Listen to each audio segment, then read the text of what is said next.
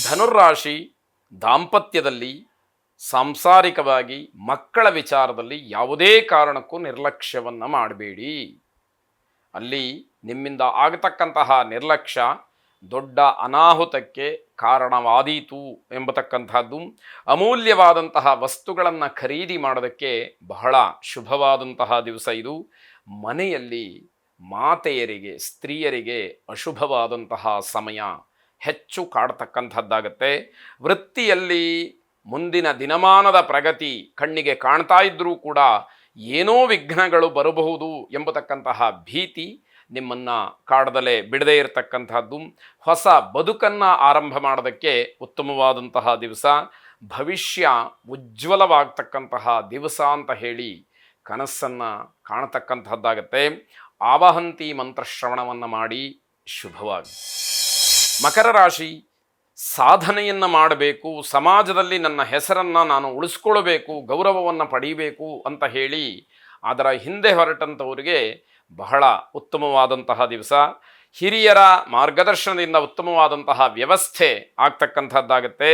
ಬಾಡಿಗೆಯ ಹಣ ಅಥವಾ ಬೇರೆ ಬೇರೆ ಮೂಲಗಳಿಂದ ಹಣ ಸಿಕ್ಕೋದ್ರಿಂದ ಆರ್ಥಿಕವಾಗಿ ಏನೋ ಒಂದು ರೀತಿಯ ಸಮಾಧಾನ, ಆರ್ಥಿಕವಾಗಿ ನಾನು ಬಲವಾಗಿದ್ದೇನೆ ಅಂತಕ್ಕಂಥದ್ದು. ಆದರೆ ಧನಮದ ಬೇಡ ಅನ್ನುವಂಥದ್ದು ಸಾತ್ವಿಕವಾದಂತಹ ಸಲಹೆ.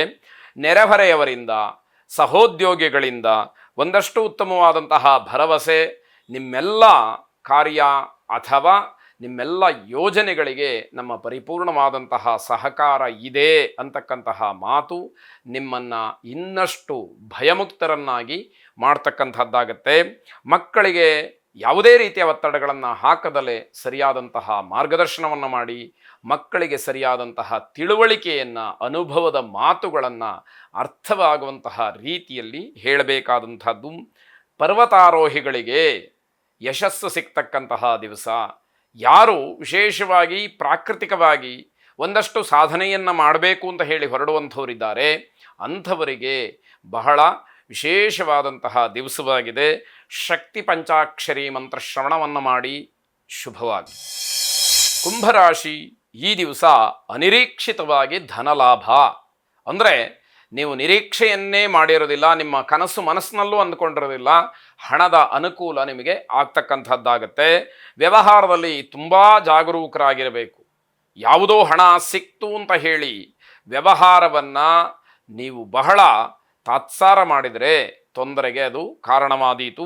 ಒತ್ತಡದಿಂದ ಮನಸ್ಸಿಗೆ ಸಮಾಧಾನ ಇರುವುದಿಲ್ಲ. ಹಲವಾರು ರೀತಿಯ ಯೋಜನೆಗಳು, ಹಲವಾರು ಕೆಲಸಗಳು ನಿಮಗೆ ಒತ್ತಡವನ್ನು ಹೆಚ್ಚು ಮಾಡುತ್ತೆ. ಆ ಒತ್ತಡದಲ್ಲಿ ನೀವು ಕಾರ್ಯಪ್ರವೃತ್ತರಾದಾಗ ಮನಸ್ಸಿಗೆ ಸಮಾಧಾನ ಅಂತಕ್ಕಂಥದ್ದು ಇಲ್ಲದೇ ಇರುವಂಥದ್ದು.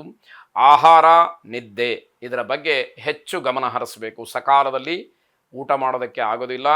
ನಿದ್ದೆ ಕಣ್ಣು ತುಂಬ ಬರುವ ಹಾಗೆ ನಿಮಗೆ ಸಮಯ ಸಿಕ್ಕದೇ ಇರತಕ್ಕಂಥದ್ದು. ಆರ್ಥಿಕವಾಗಿ ನಿಮಗೆ ಲಾಭ ಅನ್ನುವಂಥದ್ದನ್ನು ಬಿಟ್ಟರೆ ವ್ಯಾವಹಾರಿಕವಾಗಿ ಮಿಶ್ರ ಫಲವನ್ನು ನೋಡಬೇಕಾದಂಥದ್ದು.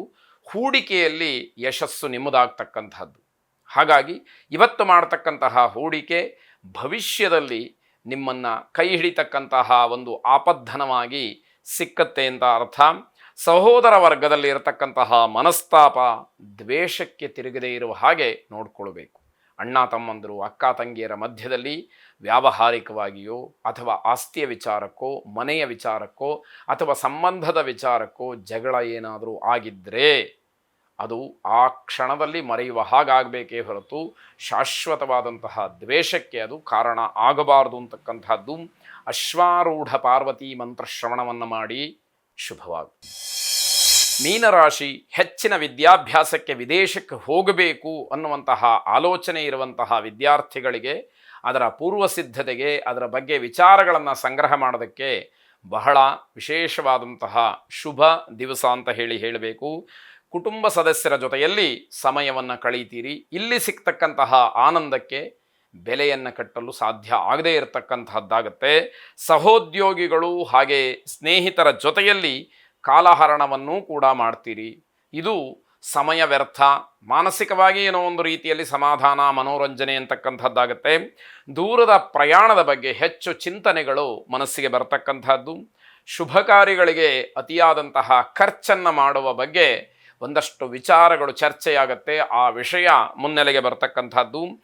ಆಧ್ಯಾತ್ಮಿಕ ಚಿಂತನೆ, ತತ್ವಚಿಂತನೆ ಇದರ ಬಗ್ಗೆ ಹೆಚ್ಚು ಗಮನವನ್ನು ಕೊಡೋದಕ್ಕೆ ಅವಕಾಶಗಳಿದೆ. ಈ ಭಾರತ ಭೂಮಿಯಲ್ಲಿ ನಾವು ಹುಟ್ಟಿದ್ದು ಸಾರ್ಥಕವಾಗಬೇಕು ಅಂತಕ್ಕಂತಹ ಆಲೋಚನೆಗಳು ಬಂದಾಗ ಈ ಜನ್ಮವನ್ನು ಸಾಫಲ್ಯ ಮಾಡಿಕೊಳ್ಬೇಕಾದಂಥದ್ದು ಅತಿ ಮುಖ್ಯವಾಗುವಂಥದ್ದು. ಧಾರಣಾ ಸರಸ್ವತಿ ಮಂತ್ರವನ್ನು ಶ್ರವಣ ಮಾಡಿ. ಶುಭವಾಗಿ.